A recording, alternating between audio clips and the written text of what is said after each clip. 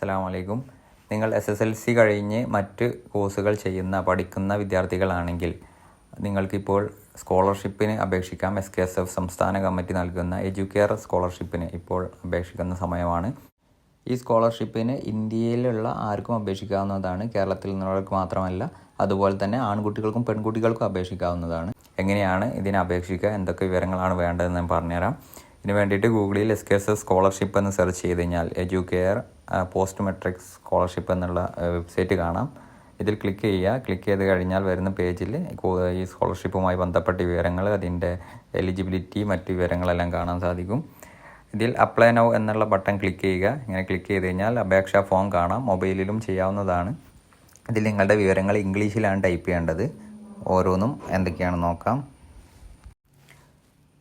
ഈ ഫോമിൽ കുട്ടിയുടെ പേര്, വിദ്യാർത്ഥിയുടെ പേര്, ഫാദേഴ്സ് നെയിം, ഫോൺ നമ്പർ, വീട്ടുപേര്, വീട് നിൽക്കുന്ന സ്ഥലം, പിൻകോഡ് എന്നുള്ള നിങ്ങളുടെ പോസ്റ്റൽ പിൻകോഡ് ടൈപ്പ് ചെയ്ത് കഴിഞ്ഞാൽ താഴെ ലിസ്റ്റിൽ നിന്ന് നിങ്ങളുടെ പിൻകോഡ് ഏതാണോ ഓഫീസ് നെയിം സെലക്ട് ചെയ്യുക.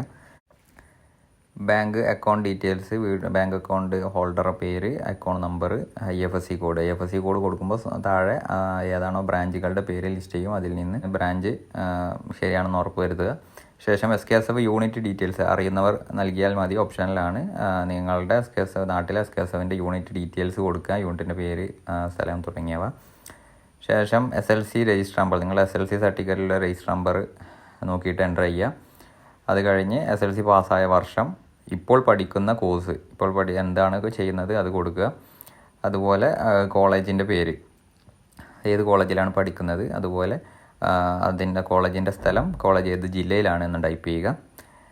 ശേഷം വെയിറ്റേജ് ഡീറ്റെയിൽസ് ആണ്. നിങ്ങൾക്ക് സ്കോളർഷിപ്പിന് മാർക്ക് അടിസ്ഥാനത്തിൽ റാങ്കിങ് പ്രസിദ്ധീകരിക്കും. അപ്പോൾ നിങ്ങളുടെ നൽകിയിട്ടുള്ള വെയിറ്റേജുകളാണ് മാർക്കിന് വേണ്ടിയിട്ട്, നിങ്ങളുടെ റാങ്കിന് വേണ്ടിയിട്ട് പരിഗണിക്കുക. അപ്പോൾ ഓരോന്നും നിങ്ങൾക്ക് പ്രയോറിറ്റി കൂട്ടാൻ സഹായിക്കും. ഉള്ള എല്ലാ സർട്ടിഫിക്കറ്റുകളും അപ്ലോഡ് ചെയ്ത് കൊടുക്കുക. ഇതിൽ ആദ്യം SLC സർട്ടിഫിക്കറ്റ് ചോദിക്കുന്നുണ്ട്. അതിൽ എത്ര A+ ആണ് നിങ്ങൾക്ക് ലഭിച്ചിട്ടുള്ളതെന്നാണ്.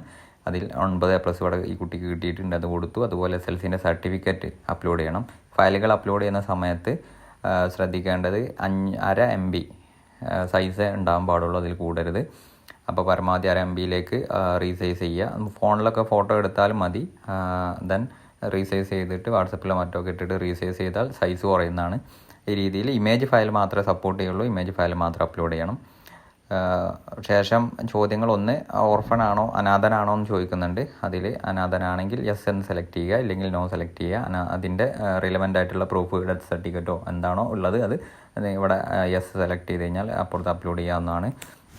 അതുകൂടാതെ നെക്സ്റ്റ് വരുന്നത് BPL ആണോ, BPL റേഷൻ കാർഡ് BPL ആണെങ്കിൽ യെസ് എന്ന് കൊടുക്കുക, ഇല്ലെങ്കിൽ നോ കൊടുക്കാം. യെസ് ആണെങ്കിൽ BPL റേഷൻ കാർഡിൻ്റെ ഫോട്ടോ അപ്ലോഡ് ചെയ്യണം. SKSF മെമ്പർഷിപ്പ് ഉള്ള വ്യക്തിയാണോ എന്ന് ചോദിക്കുന്നുണ്ട്. മെമ്പർഷിപ്പ് ഉള്ള വ്യക്തിയാണെങ്കിൽ യെസ് കൊടുത്തിട്ട് മെമ്പർഷിപ്പ് കാർഡിൻ്റെ ഫോട്ടോ അപ്ലോഡ് ചെയ്യണം. അതുപോലെ മദ്രസയിൽ ടോപ്പ് പ്ലസ് 5, 7, 10 ക്ലാസ്സുകളിൽ ടോപ്പ് പ്ലസ് ലഭിച്ച ആളാണോ എന്നാണ് ചോദ്യം. ആണെങ്കിൽ യെസ് എന്ന് കൊടുക്കുക. ശേഷം സർട്ടിഫിക്കറ്റിൻ്റെ ആ ഫോട്ടോ, ടോപ്പ് പ്ലസ് സർട്ടിഫിക്കറ്റോ അതല്ലെങ്കിൽ മദ്രസ സർട്ടിഫിക്കറ്റോ അപ്ലോഡ് ചെയ്യാം.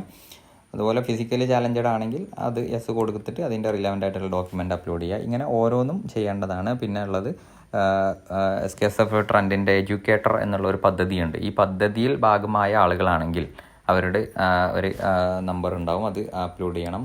അതുപോലെ പ്രൊഫഷണൽ കോഴ്സിന് പഠിക്കുന്നവരാണെങ്കിൽ, ഈ കുട്ടി ഇപ്പോൾ പഠിക്കുന്നത് BTech സിവിലാണ്, അപ്പോൾ സ്വാഭാവികമായിട്ടും അത് പ്രൊഫഷണൽ കോഴ്സാണ്. ശേഷം ആ കോഴ്സിനെ പഠിക്കുന്നു എന്ന് തെളിയിക്കുന്ന ID കാർഡോ മറ്റോ യെസ് എന്ന് കൊടുത്തിട്ട് സെലക്ട് ചെയ്യാം. അതുപോലെ പിന്നെ അഡീഷണലായിട്ട് നമുക്ക് ശാസ്ത്രമേള, സർഗലയം, LSS, USS, കലാമേള, ഇത്രയും കാര്യങ്ങൾ ഉള്ള ആളുകളാണെങ്കിൽ അതിനെല്ലാം എക്സ്ട്രാ മാർക്ക് ലഭിക്കും. അതിന് വേണ്ടിയിട്ടുള്ളവർ അതിൻ്റെ സർട്ടിഫിക്കറ്റുകൾ അപ്ലോഡ് ചെയ്യണം. ശേഷം നിങ്ങളെക്കുറിച്ചുള്ള ചെറിയൊരു എക്സ്പ്ലനേഷൻ കൊടുക്കുക. ശേഷം സേവ് ആപ്ലിക്കേഷൻ കൊടുക്കുക. അപ്പോൾ നിങ്ങൾക്ക് ഇവിടെ പ്രിവ്യൂ കാണാം, നിങ്ങൾ കൊടുത്തിട്ടുള്ള ഡീറ്റെയിൽസ് കാണാം, സർട്ടിഫിക്കറ്റ് എല്ലാം കാണാം. ഇതിൽ എന്തെങ്കിലും തരത്തിലുള്ള തെറ്റുകൾ ഉണ്ടോ എന്ന് ശ്രദ്ധിക്കുക. ഉണ്ടെങ്കിൽ ക്ലോസ് ചെയ്തതിന് ശേഷം വീണ്ടും തിരുത്തുകൾ വരുത്തി അപ്ലോഡ് ചെയ്യാം. ഓക്കെ ആണെങ്കിൽ കൺഫേം ആൻഡ് സബ്മിറ്റ് എന്നുള്ള ബട്ടൺ ക്ലിക്ക് ചെയ്യുക. ക്ലിക്ക് ചെയ്ത് കഴിഞ്ഞാൽ ആപ്ലിക്കേഷൻ സബ്മിറ്റഡ് എന്ന് കാണിക്കും. നിങ്ങളുടെ ഫോണിലേക്ക് ഒരു SMS വരും. അതുപോലെ നിങ്ങളുടെ ഡീറ്റെയിൽസ്, ആപ്ലിക്കേഷൻ ID തുടങ്ങിയ അവിടെ കാണാൻ സാധിക്കും.